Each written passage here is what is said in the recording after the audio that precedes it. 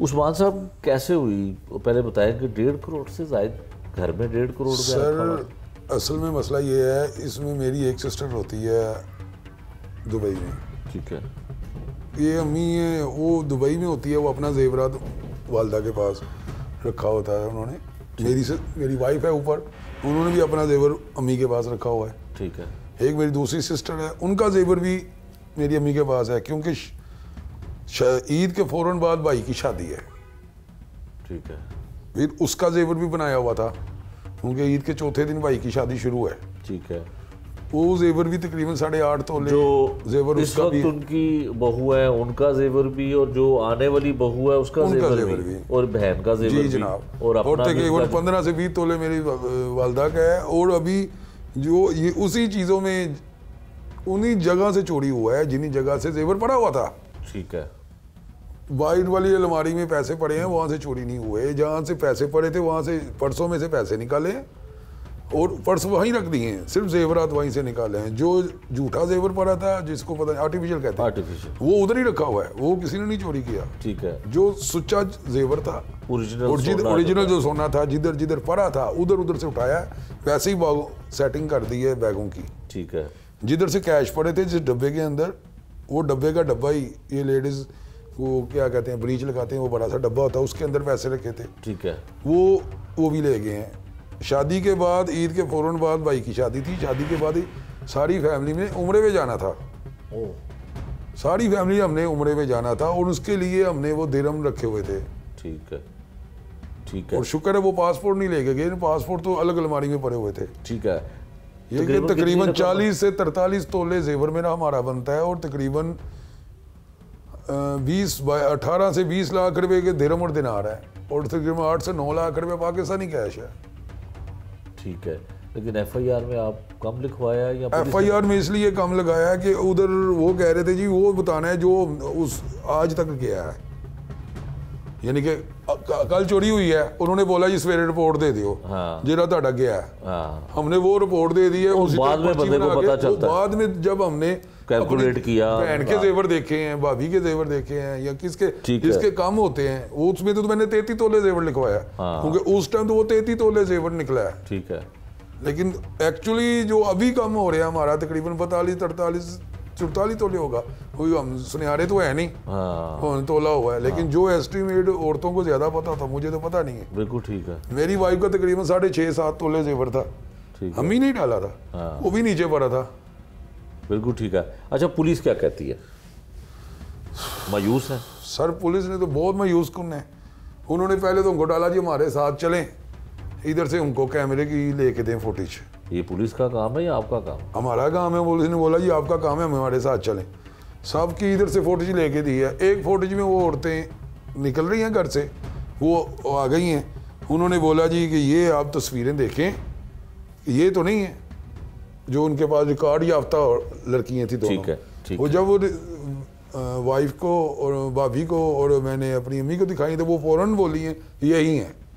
मैंने पुलिस वाले को बोला भाईजान यही हैं ये, फिर कैमरे में भी निकल आई उसकी फुटेज। अभी वो सामने जाए तो वो गवर्नमेंट के कैमरे लगे हुए हैं बड़े, क्या कहते हैं इसको, सेफ सिटी के कैमरे। बिल्कुल यहाँ से गली बाहर निकलेंगे तो सामने कैमरे शुरू हो जाते हैं सेफ सिटी के। उधर से कभी पुलिस वाला कह रहा है जी कि वो ये गई हैं ठोकर की तरफ, कभी कह रहा है जी वो बिजली घर की तरफ गई हैं। अभी मैंने कल पूछा तो कहता है जी वो इकबाल टाउन एंटर हो गई हैं, इंशाल्लाह 1-2 दिन में हम आपको ये करेंगे तो वो करेंगे। कोई चक्कर ही है नहीं जी। SHO है वो बात ही नहीं सुनता। अभी यहाँ तो हम सोच रहे हैं कि हम CIA की तरफ जाएं। कोई जब उस वक्त जो 15 की कॉल चलाई है, 2-3-4 टीमें आ गई हैं, फोरेंसिक वाले आ गए, बस उधर खत्म हो गया मामला। अभी कोई जब थाने में जाए तो इन्वेस्टिगेशन ऑफिसर ही नहीं मिलता, जो मेरा IO है।